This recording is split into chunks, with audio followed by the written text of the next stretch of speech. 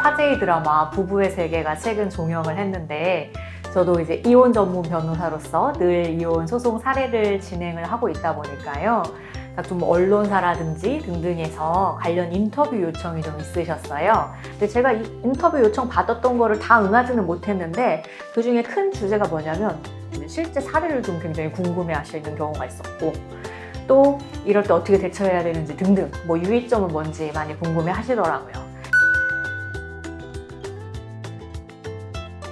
근데 사실 실제 사례 너무 많죠. 저는 어떻게 생각하냐면은 드라마보다도 더 하다고 생각을 해요. 제가 직접 마주하다 보면. 그래서 어떤 기자님은 저랑 인터뷰 하시다가 그렇게 막 심각한 사례 보시면은 막 스트레스 받지 않냐고 이러시는데 모르겠어요. 저는 그걸로 스트레스 받고 이런 거는 전혀 아닌 것 같고 항상 하는 일이다 보니까 그게 사실 드라마보다 더 막 심각해. 이런 심정적으로 받아들이는 것보다는 이런 상황이구나. 의뢰인분 정말 얼마나 힘들까? 근데 이럴 때 어떻게 헤쳐나가야 될까? 여기에 집중을 하다 보니까 사실 너무 심각해. 이런 감정적인 게 오히려 조금 적었던 것 같은데 아마 드라마 보시는 분들 막 분노하시고 막 이러시면서 거기에 보면은 이제 뭔가 맞바람을 피우게 되잖아요. 그런데 그 사례 중에 또 기억에 되게 남았던 게 우리 일단은 A씨가 A씨의 남편이 B인데 B가 이제 C와 외도를 하게 된 거죠.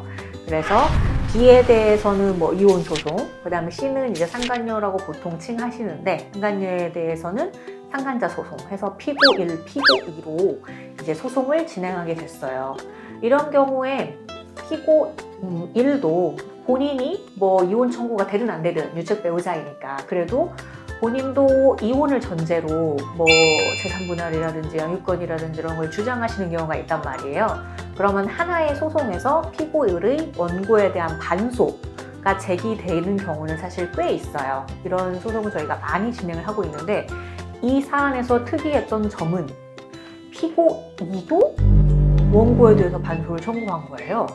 이게 어떻게 된 것이냐 하니 A가 B와 C의 외도를 알고 나서 너무 억울했던 게 뭐냐면 C 때문에 정상적인 우리의 가정은 파탄이 났다. 그런데 C도 사실은 유부녀란 말이에요.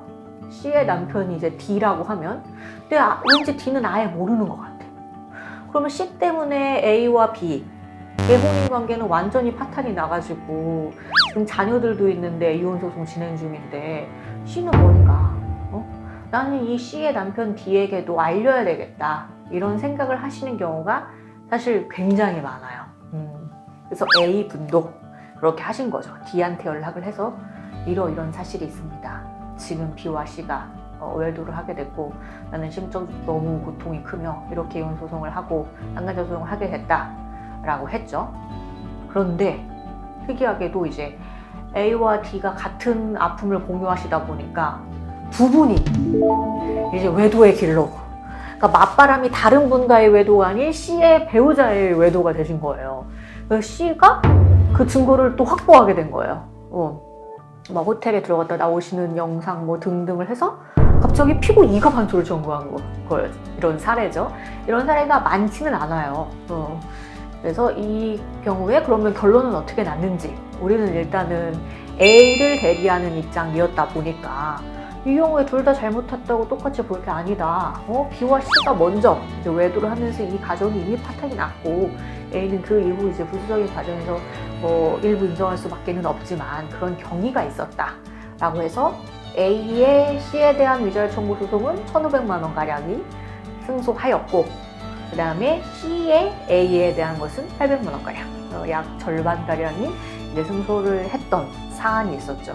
그래서 그 사안을 보면서 결론적으로 이미 일어난 일에 대해서 뭐 최대한 위자료라도 더 많이 받게 하기 위해 이제 법리적인 주장을 했지만 또 다른 한편은 참 안타까운 사례였던 것 같아요.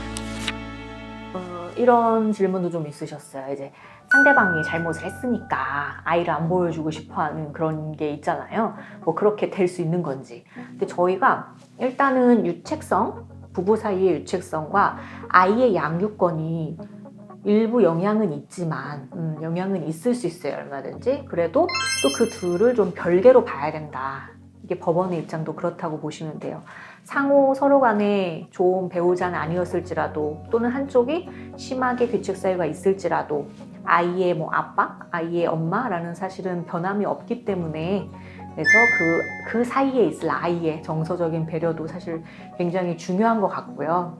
그리고 유책성이 있으니까 영유권이 박탈된다 또는 유책성이 있으니까 뭐 아이를 볼 수 없다 이런 건 아니다. 이제 좀 구별이 되기 때문에 소송 전략상으로도 좀 구별해서 그 양육권은 양육권대로 준비하실 필요가 있다 이런 생각이 듭니다. 극 중에서 뭔가 맞바람 이런 거를 피우는 게 뭐 크게 불리하냐 이렇게 말씀을 하시는데, 물론 같이 본인도 유책 배우자가 됨으로 인해서 뭐 같이 위자료를 지급을 해야 된다거나 양측 서로 위자료를 주고받지 못하게 된다거나 또는 뭐 양육권에 있어서 같이 불리한 점이 생긴다거나 이럴 수는 있죠. 근데 또 어떻게 보면 뭐 더 불리해질 건 또 없다 이런 생각은 들어요. 그리고 제가 이 드라마를 보면서 좀 안타까웠던 게 증거가 이미 충분한데도 무리를 하시는 그런 모습이 있어서, 저도 실제 의뢰인분들을 만나보면 그런 경우가 종종 있거든요. 증거가 이미 너무 충분한데 원하는 건 어차피 이혼이란 말이에요. 이미 이혼이 가능해요. 근데 이제 오해를 하셔가지고 직접 호텔에 들어가는 걸 반드시 찍어야 된다고 예를 들어 오해를 한다거나 뭐 직접적인 폭행 증거가 더 있어야 된다고 오해를 하셔서 일부러 본인이 고생을 하셔서 오시는 경우가 있단 말이에요.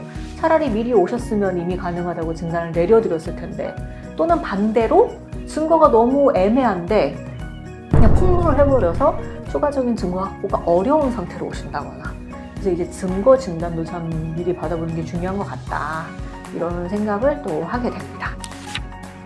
혹시라도 이런 일이 정말 없어야 되겠지만 외도의 정황이 있다면 좀 평정심을 유지하시고 이것과 관련해서 증거 확보라든지 또는 이혼을 생각하신다면은 그 재산 분할, 뭐 양육권은 또 별개로 준비가 필요하기 때문에 좀 신중한 접근이 필요할 것 같습니다.